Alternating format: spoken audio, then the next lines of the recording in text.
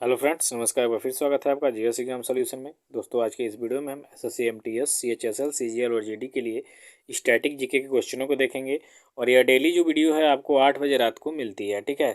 तो आप हमारे इस बैच को ज्वाइन करना चाहते हैं, अगर जो स्टैटिक जीके का वीडियो डेली देखना चाहते हैं तो आपको 8 बजे डेली जीएस एग्जाम सॉल्यूशन पे वीडियो अपलोड कर दी जाती है, आप जाके देख सकते हैं। क्वेश्चनों की संख्या 20 से 25 तक होती है, ठीक है। और ये सभी क्वेश्चन जो होते हैं एमसीक्यू टाइप के होते हैं, यानी मल्टीपल चॉइस क्वेश्चन के टाइप के होते हैं। तो स्टैटिक जीके का वीडियो अगर जो आपको चाहिए, एसएससी की तैयारी कर रहे हैं, तो ये सभी वीडियो आपके लिए इंपॉर्टेंट होगी दोस्तों। और जो भी क्वेश्चन है मैं सिलेक्टेड और इंपॉर्टेंट लाता हूँ आपके लिए। तो अगर जो पहले से आपको क्वेश्चनों का आंसर मालूम होगा तो कमेंट बॉक्स में कमेंट कर दीजिएगा। तो चलिए आज के प्रश्नों को देखेंगे।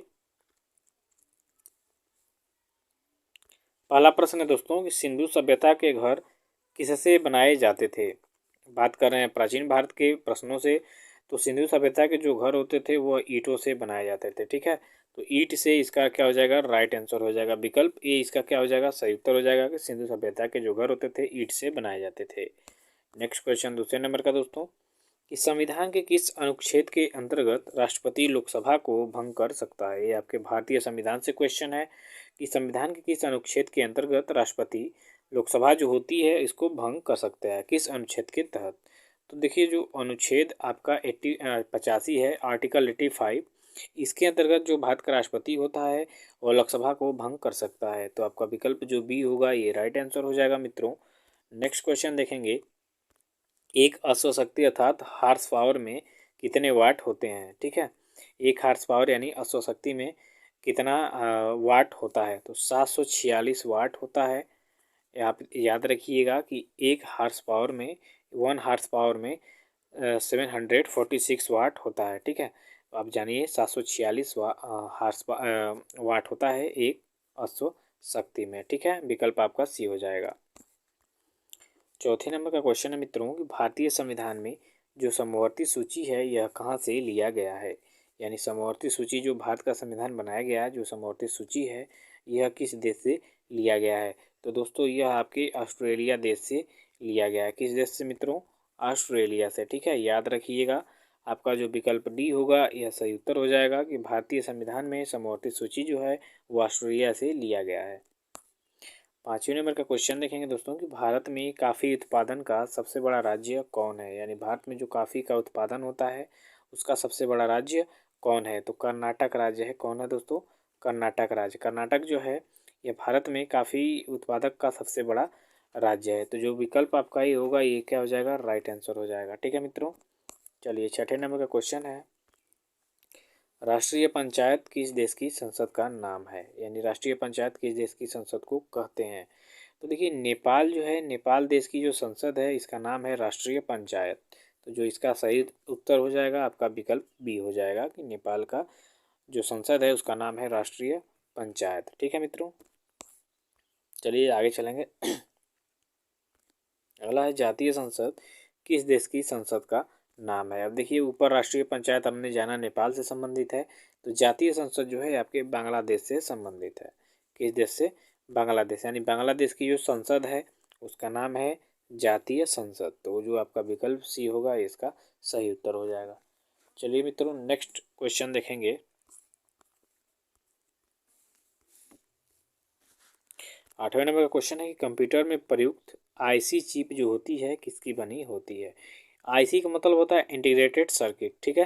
तो जो आईसी होती है, आप लोग कहते हैं आईसी, ठीक है, वो किसकी बनी होती है। तो वो बनी होती है आपकी सिलिकॉन की। किसकी बनी होती है मित्रों, सिलिकॉन की।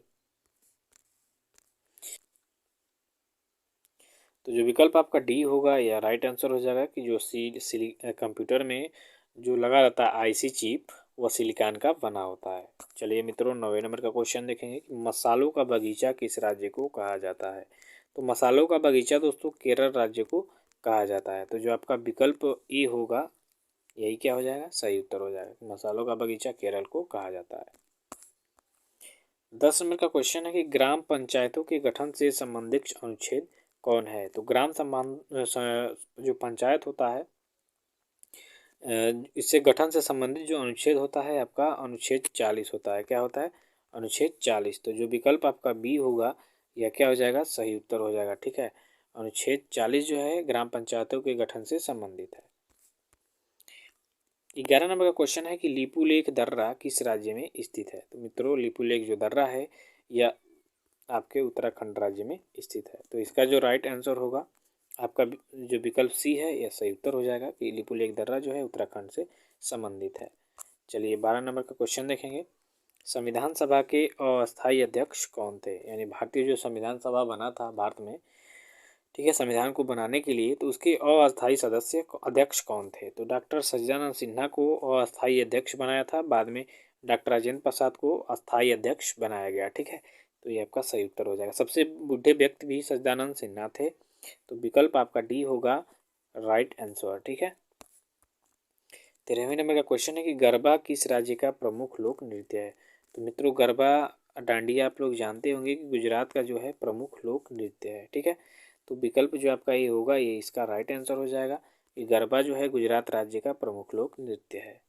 अगला है 14वें नंबर का क्वेश्चन कि राज्यसभा के सदस्यों का कार्यकाल कितना होता है। यानी राज्यसभा के जो सदस्य होते हैं उनका कार्यकाल कितने वर्ष का होता है। तो उनका कार्यकाल होता है मित्रों 6 वर्ष का। ठीक है, और इसमें प्रत्येक 2/3 जो 1/3 सदस्य होते हैं 2 वर्ष पे अवकाश ग्रहण कर लेते हैं, और ये कभी भंग नहीं होने वाली जो होता है राज्यसभा कभी भंग नहीं हो सकती। ठीक है, क्योंकि इसमें से प्रत्येक 1/3 जो सदस्य होते हैं 2 वर्षों के बाद अवकाश ग्रहण कर लेते हैं और नए लोगों का चुनाव हो जाता है। ठीक है, और ये उच्च सदन है, इसको उच्च सदन बोला जाता है। ठीक है, लोकसभा को निम्न सदन बोला जाता है और राज्यसभा को उच्च सदन बोला जाता है। चलिए 15 नंबर का क्वेश्चन है कि भारत का सबसे छोटी तटरेखा वाला राज्य कौन है। तो भारत की सबसे छोटी तटरेखा वाला राज्य आपका गोवा है, और सबसे बड़ा पूछेगा तो आपको गुजरात बताना है। ठीक है, गुजरात क्या है, सबसे बड़ी तटरेखा वाला राज्य है, और जो गोवा है यह सबसे छोटे राज्य वाला आपका तटरेखा वाला राज्य है। ठीक है मित्रों, विकल्प आपका सी हो जाएगा। 16वें नंबर का क्वेश्चन है कि कनिष्क जो है किस धर्म का अनुयायी था। कनिष्क के बारे में आप लोग जानते होंगे। तो कनिष्क जो था दोस्तों यह बौद्ध धर्म को अपनाया था। किस धर्म को, बौद्ध धर्म को। ठीक है, महायान शाखा का ये क्या था, अनुयायी था। तो जो आपका विकल्प डी होगा इसका राइट आंसर हो जाएगा। चलिए 17 नंबर का क्वेश्चन देखेंगे। मेगास्थनीज किसका राजदूत था। सबसे पहले जानेंगे कि मेगास्थनीज किसके दरबार में रहता था।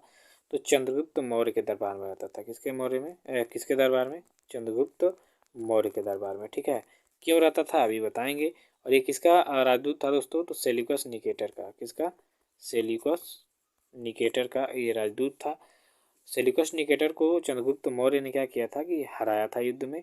तो इसने क्या किया था कि अपनी पुत्री जो है हेनेला की शादी, की शायद कार्नेलिया ऐसे नाम है उसका, चंद्रगुप्त मौर्य से कर दी थी। तो उसी के उपलक्ष्य में काबुल, कंधार, हेरात 4 देशों को दिया था चंद्रगुप्त मौर्य को। ठीक है, लौटा दिया था, और जो आपका मेगास्थनीज है इसके दरबार में राजदूत के रूप में नियुक्त किया था। ठीक है, तो सेल्यूकस निकेटर का ये राजदूत था, याद रखिएगा।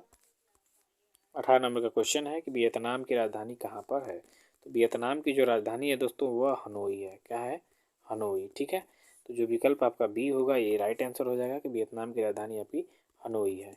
चलिए 19 नंबर का क्वेश्चन देखेंगे कि चतुर्थ बौद्ध संगीति कहाँ पर हुई थी। तो चतुर्थ बौद्ध जो संगीति हुई थी दोस्तों वह आपके कश्मीर राज्य में हुई थी। ठीक है, कश्मीर में। तो जो आपका विकल्प सी होगा ये इसका राइट आंसर हो जाएगा कि चतुर्थ बौद्ध संगीति जो है कश्मीर में हुई थी। 20वें नंबर का क्वेश्चन है कि राज्यपाल का कार्यकाल कितने वर्ष का होता है। तो राज्यपाल का जो कार्यकाल होता है दोस्तों इनका भी कार्यकाल 5 वर्ष का होता है। ठीक है, तो जो आपका विकल्प डी होगा इसका सही उत्तर हो जाएगा कि राज्यपाल का कार्यकाल 5 वर्ष का होता है। ठीक है मित्रों, चलिए नेक्स्ट वीडियो में मिलेंगे कल SSC MTH के वीडियो में। तब तक के लिए धन्यवाद।